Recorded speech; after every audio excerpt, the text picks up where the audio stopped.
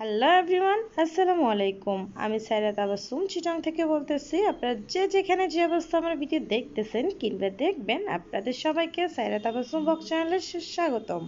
কেমন আছেন সবাই? আশা করছি সবাই অনেক অনেক অনেক বেশি ভালো আছেন। আপনাদের সবার ভালো থাকার শুভ কামনা নিয়ে আমি আমার আজকের নতুন আরও একটা ডেইলি ব্লগ শুরু করতে যাচ্ছি। আমার আজকের ব্লগটা হচ্ছে গতকালকে থেকে শুরু। গতকালকে হঠাৎ করে বাসায় গেস্ট এসে গেছিলো, আর গেস্ট আপ্যায়ন হয়েছিল, তো সেটা তো আর ভিডিও ধারণ করা হয় নাই। তো মাঝামাঝি মানে যেটা ক্লিনের যে পর্বটা আছে সেটাই হইতেছে ভিডিও করছি।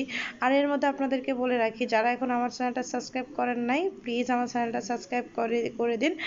আর অবশ্যই ভিডিওর শুরুতে একটা লাইক দিয়ে ভিডিওটা দেখা শুরু করে দিন। আর যারা সাবস্ক্রাইব করার মতো শুভ কাজটি করে ফেলছেন তাদেরকে তো অসংখ্য অসংখ্য অসংখ্য পরিমাণ ধন্যবাদ।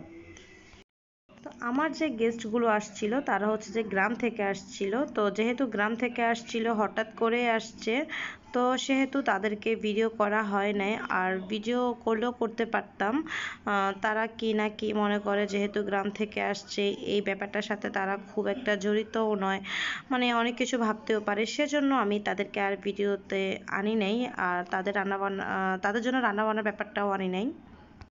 এখন আমি একে একে জিনিসপত্রগুলোকে গুছিয়ে নিয়ে তারপর হচ্ছে যে বেসিনে নিয়ে যাব। বেসিনে নিয়ে এগুলোকে ধোয়াধুয়ির যে কাজটা আছে সেটা করে নেব আর কি।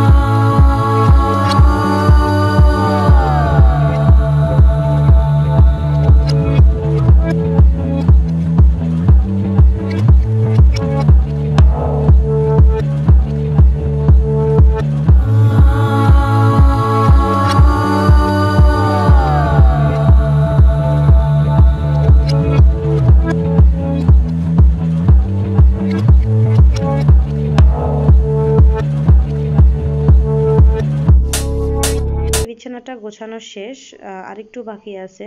তো বিছানাটা করার পর হচ্ছে যে আমি ক্যামেরাটা অফ করে দিব। অফ করে দিয়ে অফ ক্যামেরার মধ্যে বাসার মধ্যে অন্য যে বিছানাপত্রগুলো আছে সেগুলো একে একে গুছিয়ে নিব।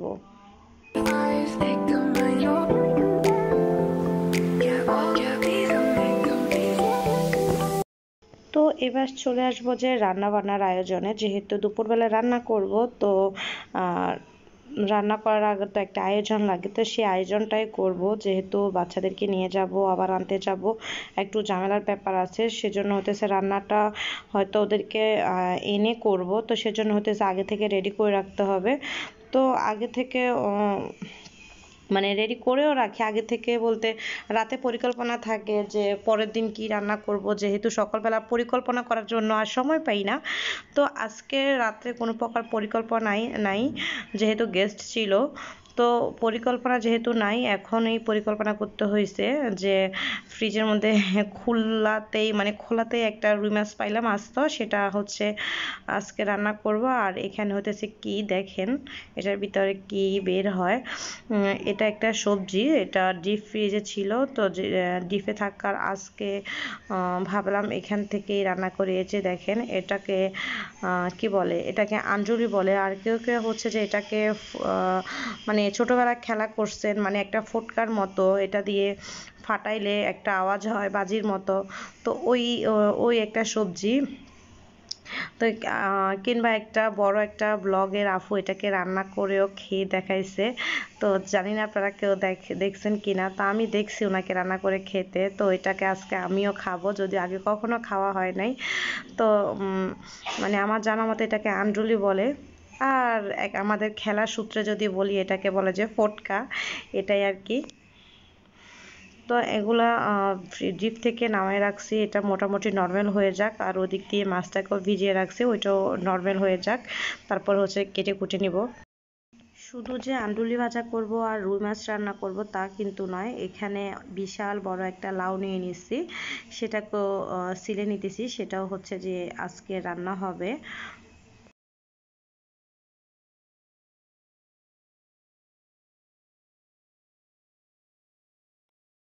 শুধু যে মাছ আর আন্ডুলি ভাজা করব তা কিন্তু নয়, ছোটোখাটো সাইজের একটা নিয়ে নিছি, লাউ নিয়ে নিছি, সেটা করে রান্না করব। তো সেটার জন্য হতেছে গিয়ে সেটাকে ছিলে কেটে ধুয়ে রাখবো। তো রান্নাটা তো একটু পরেই করব, সেক্ষেত্রে থেকে শুধু এখন কেটে নেওয়ার পালা, কেটে নিব।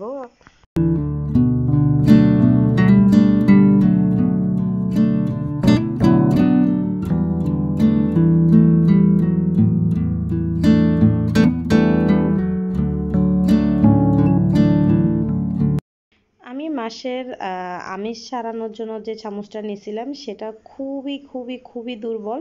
যদিও আমি এটা আমিষ ছাড়ানোর জন্যই ব্যবহার করি, যেহেতু আমিষ ছাড়ানোর জন্য কোনো প্রকার যন্ত্রপাতি আমার থেকে নাই।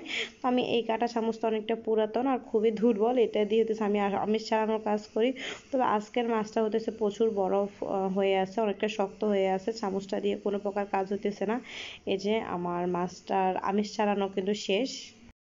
ডিপ ফ্রিজ থেকে মাছ যখন আস্ত নামানো হয় তখন কিন্তু সেটাকে মানে একটুটা শক্ত শক্ত থাকা অবস্থায় কেটে ফেলা দরকার। কারণ হচ্ছে যে ডিপ থেকে মাছ কিংবা মাংস যখন নামানো হয় তখন একটু নরম নরম হয়ে থাকে, সেজন্য তো সেগুলোর সাইজ সুন্দর হয় না। তো আমিও মানে একদম যেটা বলতেছি সেটাই করছি, মানে শক্ত থাকা অবস্থা হতেছে মাছটা কেটে নিচ্ছি।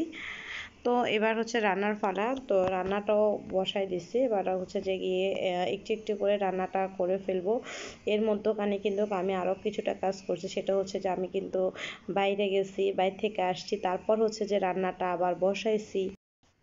আস্ত যে মাছগুলো সেগুলোকে আমি ভাজা করব, আর মাছের মাথা আর লেজটা দিয়ে হতেছে লাউ রান্না করব। তো আজকের রান্নাটার কথা আসলে কি বলবো, খুবই জঘন্য হয়েছে। মানে লাউটার কালার যে কতটা খারাপ আসছে রান্নার শেষে, তারপর আপনাদেরকে দেখাবো কতটা খারাপ কালার আসছে। তো এত ছোট্ট একটা লাউ, মানে অনেকটা সুন্দর কালার আসার কথা ছিল, তো কেন জানি না আমার রান্নার মধ্যে অমনোযোগী ছিলাম আমি, নাকি আমার এই মাছটা কয়েকদিন ধরে ফ্রিজে ছিল, তো মাছটার জন্য মানে ঠিক কী জন্য যে আমার লাউটা এতটা খারাপ হয়েছে। খেতে খারাপ হয় নাই, তবে দেখতে খুবই খারাপ হয়েছে, জানি না কিংবা মানে খাওয়ার পরও জানি না, খাওয়ার আগেও জানি না আর কি কী অবস্থা।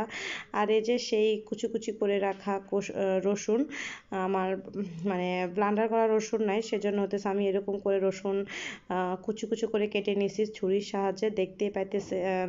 আর একটু আগে কিন্তু আমি কিভাবে ছুরি দিয়ে কাটছি সেটাও কিন্তু দেখছেন। তো আমি মাছের জন্য প্রত্যেকটা জিনিস দিয়ে দিতেছি। তো কি কি দিলাম কি কি দিচ্ছি না আমি কিন্তু সচরাচর খুব একটা বলি না, এবং না বলার একটাই কারণ আপনারা যারা রান্না করেন প্রতিনিয়ত তারা কিন্তু অনেক ভালো রান্না পারেন। তো আমি কিন্তু রান্নার পারি না, শুধু নিজেদের প্রয়োজনের তাগিদে রান্না করি খাই এতটুকু। সেজন্য হতেছে আমি কোনটাতে কি দিলাম কোনো প্রকার পরিমাণ কিন্তু আমি মানে খুব একটা বলি না, মাঝে মাঝে বলি, তবে বেশিরভাগ টাইমে কিন্তু আমি বলি না। আর এই যে এখানে সেই আঞ্জলি আঞ্জলি যে ভাজাটা আঞ্জলিটা ভাজা করব। সেম নিয়মে আমরা স্বাভাবিক যে রান্নাগুলো করি সাদামাটা রেগুলার রান্না করার যে মশলাপাতিগুলো সেগুলো আমি দিয়ে দিছি, দিয়ে এগুলোকে আমি মানে একটু সেদ্ধ হওয়া অবধি রাখবো, হাফ সেদ্ধ হওয়া অবধি। তারপর হচ্ছে কি আমি এখানে কিছুটা আলু দিয়ে দিব, মানে কেমন না কেমন হয় সেজন্য হতেছে কিছুটা আলুও ব্যবহার করতেছি এখানে।